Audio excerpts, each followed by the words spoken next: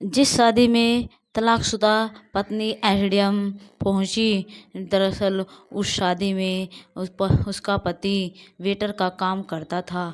चलिए आगे की कहानी हम आपको बताते हैं। गाड़ी का डेट देते हुए एक्सीडेंट साहिब अपने दोस्तों की शादी में पहुंचती है। दोस्तों, मेहमानों के स्वागत के लिए दरवाजे पर 5 वेटर खड़े किए गए थे जो उसका स्वागत करते और उन्हें सम्मान सहित आदर पार्टी में ले जा सके। तो दोस्तों, वहां पहुंच डर खड़े के लिए गई। जब एसडीएम साहिबा अपनी गाड़ी में उतरती है तो उनकी नज़र एक वेटर पर पड़ती है। दोस्तों, उस वेटर को देखने के बाद उनकी आंखें नम हो जाती है और जब वेटर उस एसडीएम बाबा को देखता है तो उसको भी आंखें चकमा चौंध हो जाती है। दोस्तों की आंखें पट सी जाती है और दोनों एक दूसरे की तरफ देखते हैं और फिर जो एसडीएम सी होती है वे अपनी भावनाओं को अपने हिसाब से चलाती है, केंद्रित करती है और फिर आगे चलती है। जो डर होता है वे भी अपने आप को नियंत्रण में लाता है और वेलकम मैम ऐसे कहते हुए उन्हें अंदर सम्मान सहित पार्टी में पहुंचाता है।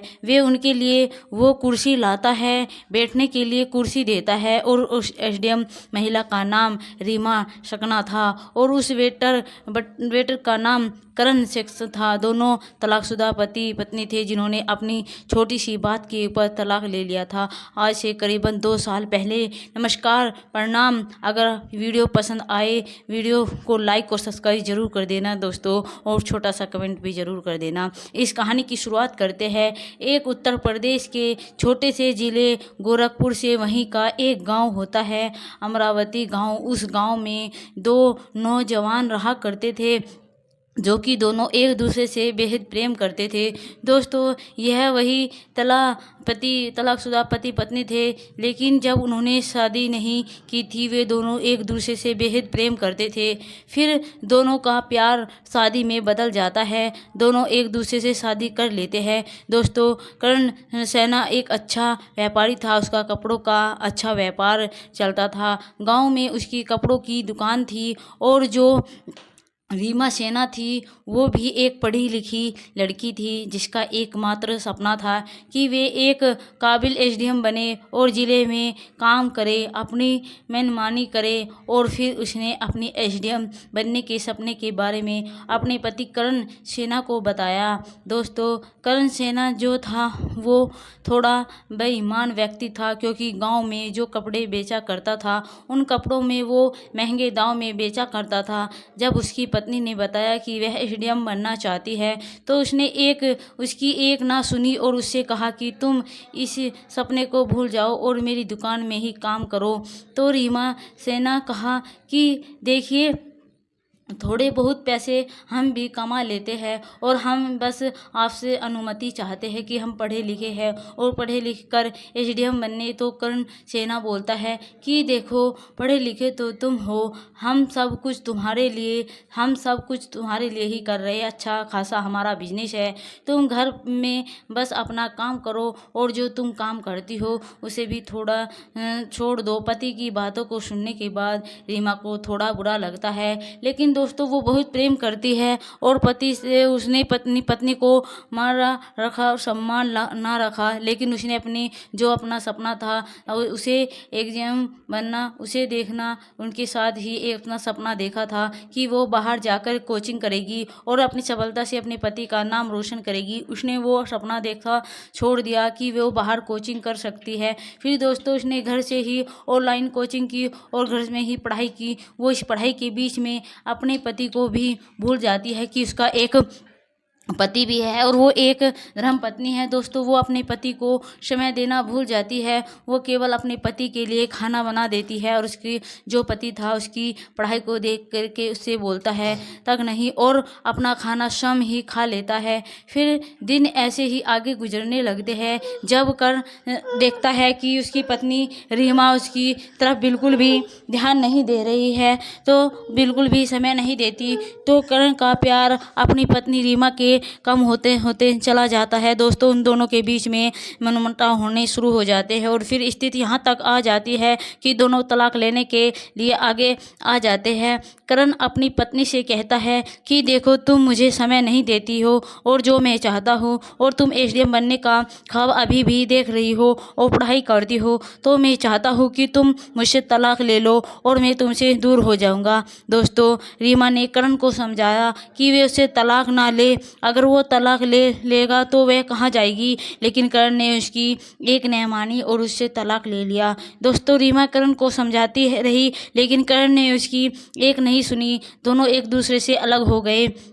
अलग होने के बाद रीमा अपने माँ के घर पहुँच गई और माँ के पहुँचने के बाद वहाँ उसने जीत मेहनत की, परिश्रम किया और अपनी मेहनत से एसडीएम का पद ही कुछ महीनों के बाद हासिल कर लिया। और इधर करण तलाक होने के बाद भी पुलिस ने पकड़ लिया, क्योंकि वह 2 बाद पुलिस ने पकड़ लिया क्योंकि 2 नंबर काम किया करता था। उसके पैसे देकर जैसे तैसे छूट गया, लेकिन उसका जो कारोबार था उस पर पता लग गया। उसने फिर नौकरी ढूंढने की कोशिश की लेकिन उसे कहीं भी नौकरी नहीं मिली। फिर उसने एक बैंक में, एक होटल में वेटर की नौकरी करना शुरू कर दिया। और दोस्तों उन दोनों के तलाक को नया सा गुजर गया था। 3 साल हो चुके थे और 3 साल होने के बाद दोनों की मुलाकात एक शादी समारोह में होती है, जहां करण एक वेटर का काम करता था और उसी शादी में उसकी पत्नी रीमा एक एसडीएम के रूप में, मेहमान के रूप में उस शादी में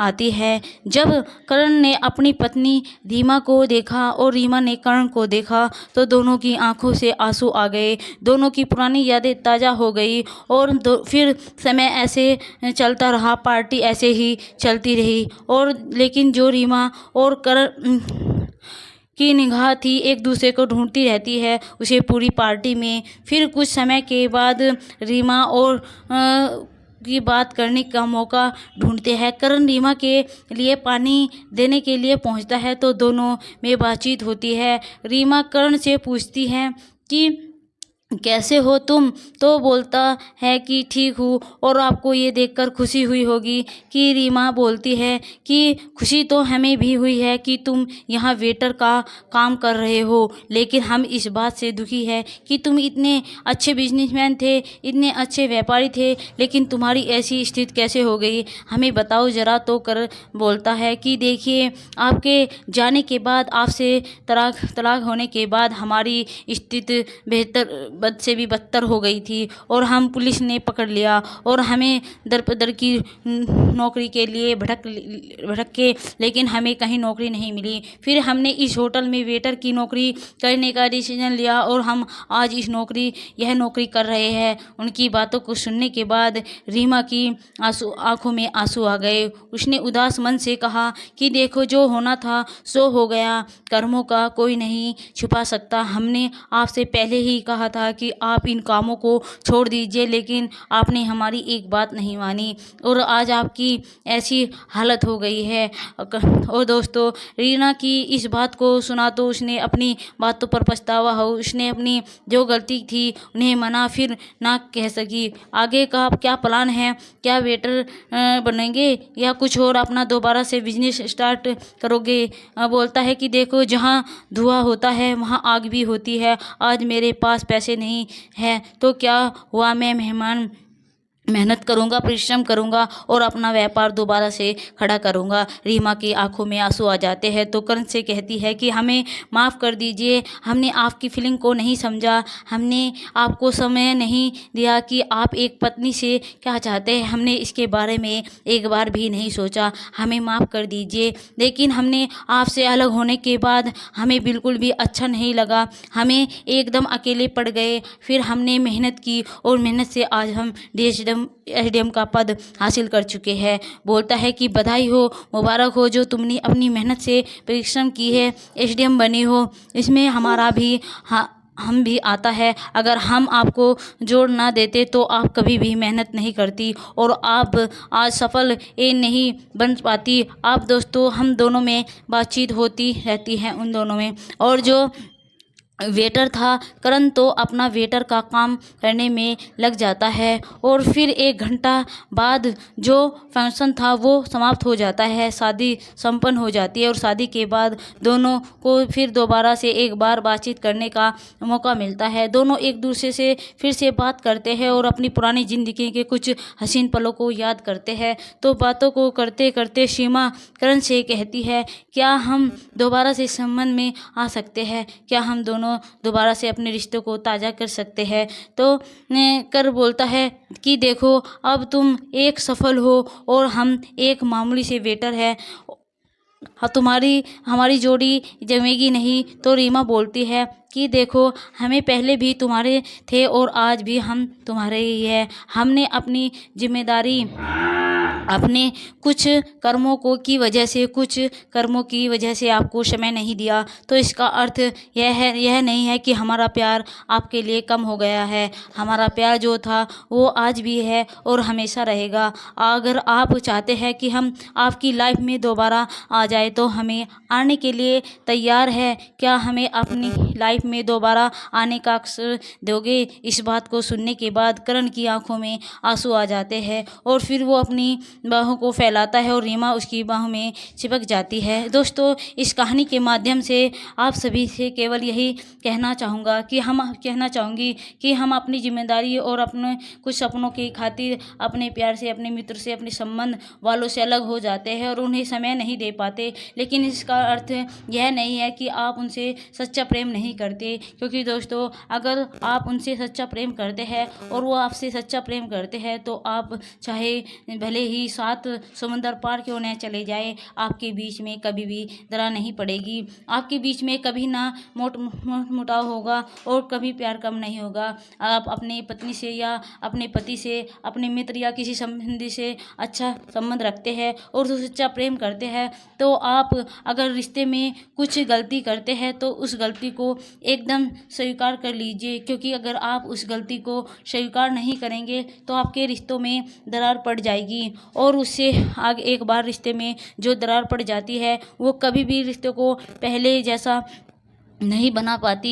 इसी कहावत को पूरा करते हुए मैं हूँ मोनिका बुद्धा स्टोरी को एक प्रसिद्ध दावा है कि इस धागा प्रेम का मत टूट जाए फिर ना जुड़े जाए गांठ पर। तो इसी कहावत को पूरा करते हैं कि अगर आपकी मित्रता में और आपके किसी रिश्तेदार में एक बार जो दरार पड़ जाती है वो किसी रिश्तों को पहले जैसा नहीं बना देती। क्योंकि अगर आपके रिश्तों का जो धागा है वे टूट गया और आप अपने मित्रता से या अपने किसी भी फैसले से उस धागे को भले ही बांध लिया, लेकिन जो गांठ बंधी है उसे रिश्ते में पहले जैसी मिठास नहीं ला पाओगे। उनके बीच में, आपके बीच में कुछ मनमुटाव हो जाएगा। लेकिन जो आपसे बस केवल यही कहना चाहूँगा, अगर आप अपने रिश्ते में, अपनी मित्रता में कोई भी गलती करते हो तो उसे गलती को एकदम से स्वीकार कर लीजिए, उसे नकारा ना करें। दोस्तों, कैसी लगी हमारी आज की है कहानी?